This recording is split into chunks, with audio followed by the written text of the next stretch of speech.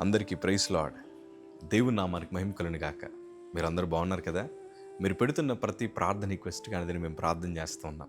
మా ఆశ అంతా ఒకటే, ఎక్కడైతే మీరు తృణీకరించబడ్డారో, ఎక్కడైతే వెలివేయబడ్డారో, ఎక్కడైతే గుండెలు పగిలేలాగిచ్చారో అదే స్థలాల్లో నా ప్రభు మీ అందరినీ హెచ్చించబోతున్నారు. విశ్వాసంతో ప్రార్థన చేయండి. ఘనమైన విజయాలు ఖచ్చితంగా నా ప్రభు మీ అందరికీ అనుగ్రహిస్తారు. God bless you all. ఈరోజు ఒక చక్కటి వాగ్దానాన్ని మీతో పంచుకోవాలని ఎంతగానో ఆశపడుతున్నాను. ఈ వీడియో అయిన తర్వాత మీరందరూ ఈ వాగ్దానాన్ని ఎత్తిపట్టుకుని ప్రభు సన్నిధిలో ప్రార్థించండి. నా ప్రభు 100% నెరవేర్చగలిగిన సమర్థుడైన. నాకు తెలుసు మీ బ్రతుకులు ఎన్నో కష్టాలు, ఓటములు, ఎన్నో ఇబ్బందుల మధ్యన ప్రయాణిస్తున్నారని. కానీ వాటన్నిటిని రేపన్న రోజు మీ ఆశీర్వాదాలకు పునాదులుగా నా ప్రభు మార్చబోతున్నాడు. ధైర్యంగా అడుగులు ముందుకేసుకుంటూ వెళ్ళండి. అబ్రహాము దేవుడిచ్చిన వాగ్దానాన్ని నమ్మి ఒక్కడుగు ముందుకేశాడు. దేవుడు ఎన్నో బలమైన కార్యాలు అబ్రహాము జీవితంలో నెరవేరుస్తూ వచ్చారు. విశ్వాసులకు తండ్రిగా పిలువబడ్డాడు. యేసేపుకి దేవుడు ఎన్నో దర్శనాలు, వాగ్దానాలు ఇస్తూ వచ్చారు. చెరసాల అనుభవంలోకి వెళ్ళినా నా ప్రభు మాటిస్తే మాట తప్పడం నమ్మారు. అందుకే రాజు ఉంగరం యేసేపు చేతి దాకా వచ్చింది. ఈరోజు మీ పరిస్థితులు ఏదైనా, మీ బ్రతుకులు ఎలాంటి ఇబ్బందుల మధ్యన మీరు ప్రయాణిస్తున్నా, ఎన్నో ఓటములు మీ జీవితాల్లో అలముకున్నా మీరు దిగులు చెందాల్సిన అవసరం లేదు. ఆరోగ్యాలు క్షీణించిపోతున్నా, బ్రతుకంతా ఇంకైపోయింది అన్న స్థితిలో మీరుంటున్నా, ఎన్నో ప్రయత్నాలు చేసి ఓడిపోతున్నా, ప్రభు వైపు చూసి ఆయన ఇచ్చిన వాగ్దానం నెరవేర్చగలిగిన దేవుడని మీరు విశ్వాసం చూపించగలిగితే ఈరోజు మీ బ్రతుకులు నూతన కార్యాలు చూడబోతున్నారు. నమ్ముటి మీ వల్ల అయితే నమ్మువారికి సమస్తము సాధ్యమే. దేవుని వాక్యంలో చాలా అద్భుతమైన మాట. ద్వితీయోపదేశకాండం 30 మాట చదవగలిగితే, మరియు నీ దేవుడిని యెహోవా నీ చేతి పనులన్నిటి విషయంలోనూ, నీ గర్భఫల విషయంలోనూ, నీ పశువుల విషయంలోనూ, నీ భూమి పంట విషయంలోనూ నీకు మేలు కలుగునట్లు నిన్ను వర్ధిల్ల చేయును. ఈ ధర్మశాస్త్ర గ్రంథమందు వ్రాయబడిన ఆయన ఆజ్ఞలను, కట్టడలను నీవు గైకొని నీ దేవుడైన యెహోవా మాట విని నీ పూర్ణ హృదయముతోనూ నీ పూర్ణ ఆత్మతోనూ నీ దేవుడైన యెహోవా వైపు మళ్ళినప్పుడు యెహోవా నీ పితరుల యందు ఆనందించినట్లు నీకు మేలు చేయుటకు నీ యందు ఆనందించి నీ వైపు మల్లును. దేవుడి ఈ లేఖన భాగాలని, ఈ వాగ్దానాల్ని మీ బ్రతుకులు నెరవేర్చునుగాక. మనము చేస్తున్న ప్రతి పనిని నా ప్రభు ఆశీర్వదించగలిగిన దేవుడు ఆయన. ఈరోజు మీ బ్రతుకులు ఏదైతే ఓటములు ఇప్పటిదాకా మిమ్మల్ని గాయపరిచాయో, ఏదైతే కుటుంబ సమస్యలు ఇప్పటిదాకా మీ హృదయాన్ని కలవరపరిచాయో వాటన్నిటినీ తొలగించి నా ప్రభు మెండైన ఆశీర్వాదాలు మీ అందరికీ అనుగ్రహించునుగాక. ఎందుకంటే మనుషులు మాటిస్తే తప్పుతారు, కానీ మనం ఆరాధిస్తున్న దేవుడు మాటిస్తే ఎన్నటికీ మాట తప్పని వాడాయన. అందుకే బైబిల్లో ఎంతోమంది భక్తిపరులు అన్నీ కోల్పోయినా తిరిగి మరలా ఆశీర్వదించబడ్డారు. యోబు గురించి మనకు బాగా తెలుసు. అతడు కోల్పోయింది సాధారణమైనవి కాదు. ఇంతకాలము అతని బ్రతుకులో ఎన్నైతే ఘనమైన ఆశీర్వాదాలు చూశారో అంతకంటే మించిన దౌర్భాగ్యపు స్థితిని కూడా అనుభవించాడు. కానీ మనుషులందరూ ఏమనుకున్నారంటే, ఇంక యోబు జీవితం అయిపోయింది, ఇంక యోబు బ్రతుకులు ఎన్నడూ ఆశీర్వాదాలు చూడలేడు, ఒంటి నిండా రోగమే ఉంది, కుటుంబంలో ఇంకెవరు లేరు అన్న ఆలోచన సమాజానికి వచ్చినా యోబు మాత్రం ప్రభు వైపే చూశాడు. గొప్ప విషయం ఏంటంటే, యోబు కోల్పోయిన దానికంటే 2 అంతల ఆశీర్వాదాలు అనుభవించే కృపను దేవుడు అనుగ్రహించాడు. ఈరోజు మీ బ్రతుకులో మీరు ఎన్ని కోల్పోతున్నా, ఎన్నెన్ని విషయాల్లో మీరు కృంగిపోతున్నా, ఒకటి మాత్రం మీరు నమ్మండి, కోల్పోయినవన్నీ నా ప్రభు తిరిగిస్తాడు. ఈ వాగ్దానాన్ని ఎత్తిపెట్టుకుని ప్రార్థించండి. ఈ సంగమా చాలామంది మా తల్లిదండ్రులకు ఫోన్ చేసి ఇట్లా సలహా ఇచ్చారు. ఏమండి, మీరు ఎన్ని అప్పులు చేసినా, ఎంత ధనము ఖర్చు పెట్టినా మీ అబ్బాయి మరలా తిరిగి రాడు. మీ అబ్బాయి జీవితానికి ఇంటికి తీసుకొచ్చి ఒక గదిలో పెట్టేయచ్చు కదా, తనకి ఏదైతే కోరికలు ఉన్నాయో అవి తీర్చొచ్చు కదా, ఏ ప్రాంతానికి తీసుకెళ్ళండి అయ్యా, లేకపోతే ఏమన్నా తనకి ఇష్టమైన మంచి బట్టలు వేయండి, లేకపోతే ఇష్టమైన ఆహారాన్ని పెట్టేయండి, ఇంకా కొన్ని రోజులే బ్రతుకుంటాడు కాబట్టి తనకి ఏదైతే ఇష్టమో అది చేయండి అని చాలామంది సలహాలు చెప్పారు.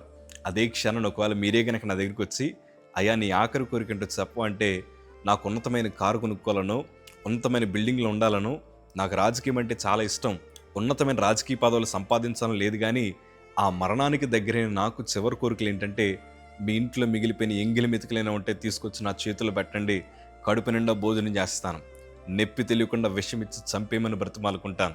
ఎందుకంటే నా శరీరం అంతా బలహీనపడిపోయింది, నాకు అసలు మత్తెక్కేది కాదు, ఏ చిన్న గాయం తగిలినా విపరీతమైన బాధ, ఆపరేషన్ చేసిన పుండు నుంచి చీమినెత్తురు కారుతూ ఉంటే నరకయాతను అనుభవించాను.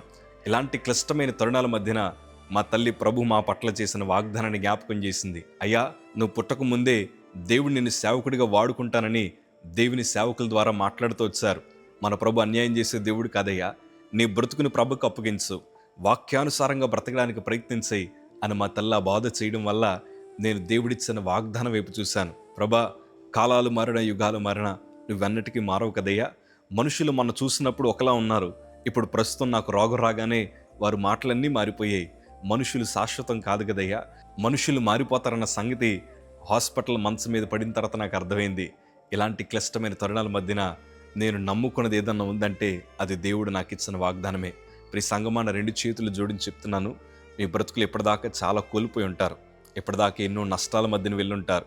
గర్భఫలం లేక, ఉద్యోగాలు లేక, వివాహాలు జరగక, వ్యాపారాలు బాగోలేక, ఆరోగ్య పరిస్థితులు క్షీణించిపోయి, రకరకాల ఇబ్బందుల మధ్యన కూరుకుపోయి, అవమానాలన్నీ ఒకదాని తర్వాత ఒకటి మన మీద పడతా ఉంటే భరించలేని ప్రయాణం మనం కొనసాగిస్తున్నాం కదా. మీరు కలవరపడకండి. మీ భారమంతా తొలగించడానికి దేవుడు ఒక గొప్ప శుభవార్తని పంపించబోతున్నాడు. ఎందుకంటే వాగ్దానము చేసిన దేవుడు నమ్మదగిన దేవుడు ఆయన. ఇలాంటి క్లిష్టమైన హాస్పిటల్ తరుణాల మధ్యన, మరణకరమైన పరిస్థితుల మధ్యన మేము ప్రయాణిస్తున్నప్పుడు ఒకరోజు అర్ధరాత్రి 2:30కి నాకు ఒక దర్శనం వచ్చింది. నా బ్రతుకులో అదే మొట్టమొదటి దర్శనం. ఒకవైపు చూస్తే నా శరీరము 21 కేజీకి వచ్చింది. బలహీనపడిపోయాను. నిలబడుతుంటే కాళ్ళ ఎముకలు విరిగిపోయే పరిస్థితి. జ్వరం అసలు తగ్గేది కాదు. ఎన్ని రక్త ప్యాకెట్లు ఎక్కిస్తున్నా శరీరంలో రక్తం కనిపించేది కాదు. నోటి నిండా రక్తపు వాసన, నోటి నిండా రక్తపు వాంతులు. భయంకరమైన పరిస్థితుల మధ్యన ప్రయాణం చేస్తున్నప్పుడు అలాంటి తరుణాల మధ్యన దేవుడు ఒక దర్శనాన్ని చూపించాడు. లక్షలాది మంది ప్రజల మధ్య నిలబడి తెల్ల బట్టలు వేసుకొని అన్ని నామముల కంటే పైనామము యేసుని నామం అనే పాట పాడడం దేవుడు చూపించాడు. ఉలిక్కుపడ్డాను. మా తల్లిగారికి చెప్పానమ్మా, నాకు ఇలాంటి దర్శనం వచ్చిందని మా తల్లిగారితో పంచుకున్నాను. ఎందుకంటే పాటలు పాడే అనుభవం నాకు ఎప్పుడూ లేదు. నేను మా మందిరంలో కీబోర్డు వాయించినా ఒక మూల కూర్చొని కీబోర్డు వాయించేవాడిని. స్టేజ్ మీద నిలబడడం అంటే చాలా భయం. అట్లాంటి భయం కలిగిన జీవితంలో నేను బ్రతుకుతుంటే ప్రభు నాకు చూపించింది ఏంటంటే లక్షలాది మంది ప్రజల మధ్య నిలబడి ప్రభువుని ఘనపరచడం దేవుడు చూపించాడు. మా తల్లి నా 2 చేతులు పట్టుకుని అన్న మాట ఏంటి తెలుసా? అయ్యా, మనుషులు మాటిస్తే తప్పుతారేమో కానీ దేవుడు మాటిస్తే ఎన్నటికీ తప్పడయ్యా. నిన్ను గొప్ప సేవకుడిగా దేవుడు వాడుకోబోతున్నాడు. ఆ దర్శనాన్ని పట్టుకుని ప్రార్థించని మా తల్లిగారు చెప్పగానే ఆ దర్శనాన్ని పట్టుకుని ప్రార్థించడం ప్రారంభించాను. గొప్ప విషయం ఏంటంటే ఈరోజు ఎన్నో ప్రాంతాల్లో, ఈరోజు ఎన్నో రాష్ట్రాల్లో దేవుని కోసం నిలబడి ఆరాధించి సాక్ష్యం చెప్పే కృపభాగ్యం దేవుడిచ్చాడు. ఆ రోజు నా పరిస్థితి బాగలేదు కానీ ఆనాడు దేవుడు నన్ను ధైర్యపరచడానికి ఆ దర్శనాన్ని చూపించారు. ప్రియ సంగమా, మీకు దేవుడు వాగ్దానాన్ని ఇచ్చాడు. అదే మన ధైర్యం. మీలో చాలా మందికి నా ప్రభు దర్శనాలు చూపిస్తూ వచ్చారు. ఇంకా దర్శనాన్ని పట్టుకుని ప్రార్థించడం ప్రారంభించండి. ఆయన మాట తప్పని దేవుడు ఆయన. మీలో చాలామంది యవనస్తులకు దేవుడు ఎన్నో వాగ్దానాలు ఇచ్చారు కదా. ఎన్నో రీతుల్లో ప్రభు మీతో మాట్లాడుతూ వచ్చారు కదా. ఆ మాటలను హృదయంలో పెట్టుకొని మీరు ప్రభు వాక్యాన్ని అనుసరిస్తూ దేవుని మందుల విజ్ఞాపన చేయండి చాలు. అన్ని దుర్వార్తలు కొట్టివేయడానికి ఒక ఘనమైన శుభవార్తను దేవుడు పంపించబోతున్నాడు.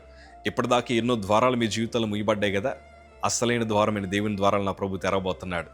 ఈ వాగ్దానం మీ బ్రతుకులు నా ప్రభు నెరవేర్చబోతున్నాడు. ఎక్కడ అడుగు పెడితే అక్కడ విజయాన్ని నా ప్రభు అనుగ్రహించబోతున్నాడు. విశ్వాసంతో ఉండండి, ధైర్యంగా ఉండండి. మా బ్రతుకులు నెరవేర్చిన దేవాది దేవుడు మీ జీవితంలో కూడా నెరవేర్చి చూపించగలిగిన సమర్థుడైన. విశ్వాసంతో ఉండండి. God bless you all.